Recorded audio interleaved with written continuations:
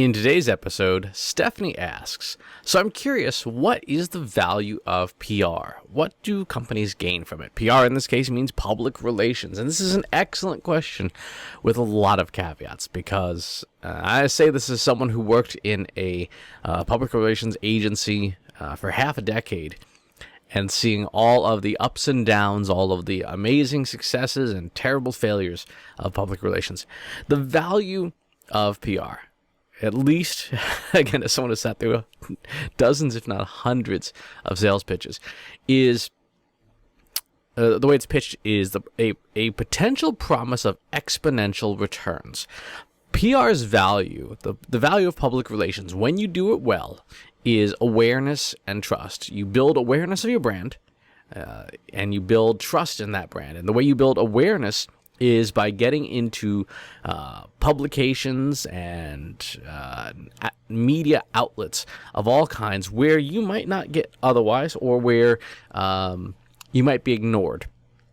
So it's fine to run ads, and you absolutely do need to run ads to grow a business. But as we all know from practical experience, people tend to ignore ads, especially if they're not very well done.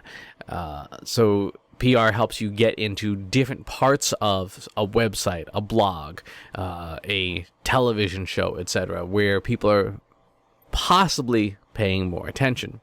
So that's one aspect. The second is trust. The idea that with good placement, meaning you get into the publications you care about, you are building credibility, you're building trust in your brand. If you see somebody else talking about a brand, it can be more credible than the brand itself talking about it, how awesome they are. So those are the values of PR.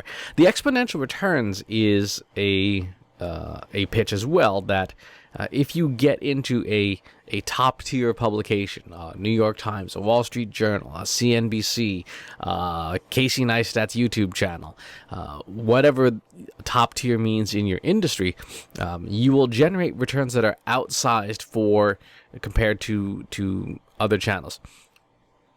For example, in advertising is generally treated as a linear model, meaning that if you put $1 into the machine, most of the time you're going to get $1.05 or $1.10 out, right? And it's a very, very predictable, in many cases, safe investment. You put $10 behind a boosted post, you're going to get a certain number of eyeballs. It won't be many, right? So it's a linear return. You have to spend commensurate to the reach and awareness that you want to buy.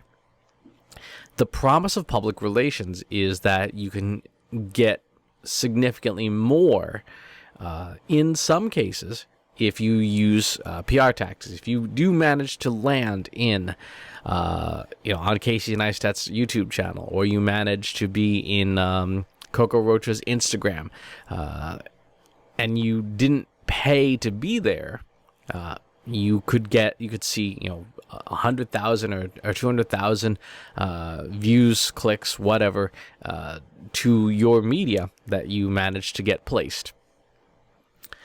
There's a catch with this. There's a whole bunch of catches with this. PR is not cheaper than advertising. When you work with a mid-size or a large firm, you could be paying. One company I know charges $15,000 to $20,000 a month minimum for their efforts. Now they are a mid-size firm, so there are smaller boutiques that will charge you anywhere from $3,000 to $5,000 to $10,000 a month, but it's still a decent chunk of change. So there's that, and all of this is contingent on one thing that tends to make PR fall very, very short. And it is this: you have to not suck as a company. Your product or services have to not suck, right? So if you have a product that is twice the price and half the quality, guess what? You will have no luck with PR, just like you're probably not having any luck with your advertising or any of your other marketing.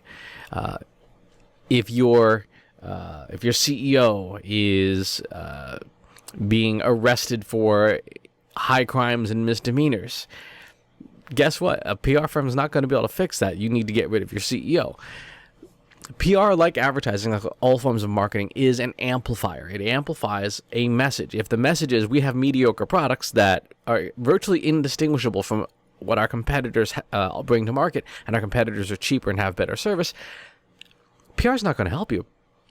It can actually hurt you. I have seen instances where a company was insistent on doing PR, and their product was terrible. And they went out to market, and they're like, "Oh, we need you to call all these reporters and do all this outreach." And the people I know at the old company were doing that, and the reporters were like, "This is a piece of junk. Nobody wants this. This is useless, right?"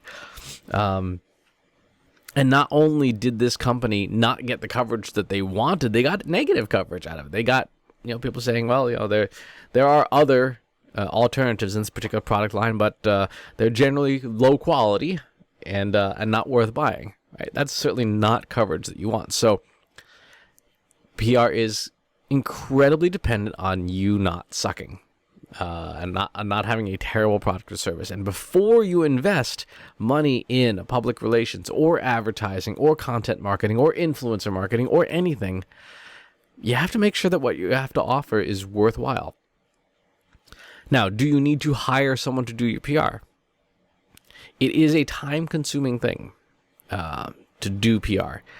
If you are willing to commit a lot of time to it, you absolutely can hire somebody in-house to do it. And most brands, larger brands, have an in-house person or an in-house team to do all this. And they may supplement with an outside firm for certain types of work or certain periods of time. That said, unless you have something really great, don't go down that route yet. Focus on improving the product. When it comes to hiring firms, it really depends on whether you have more money than time. Right? If you have more money than time, if you just don't have the people and you're not going to be able to get the head count, then yeah, hire a firm to do it. If you've got the budget but you don't have the head and you're not allowed to increase head count, hire a firm. That's a pretty safe way to do it. But again, no matter which firm you talk to, you're going to hear a lot of pitches talking about the amazing results that agencies get. That's only true if your product doesn't suck.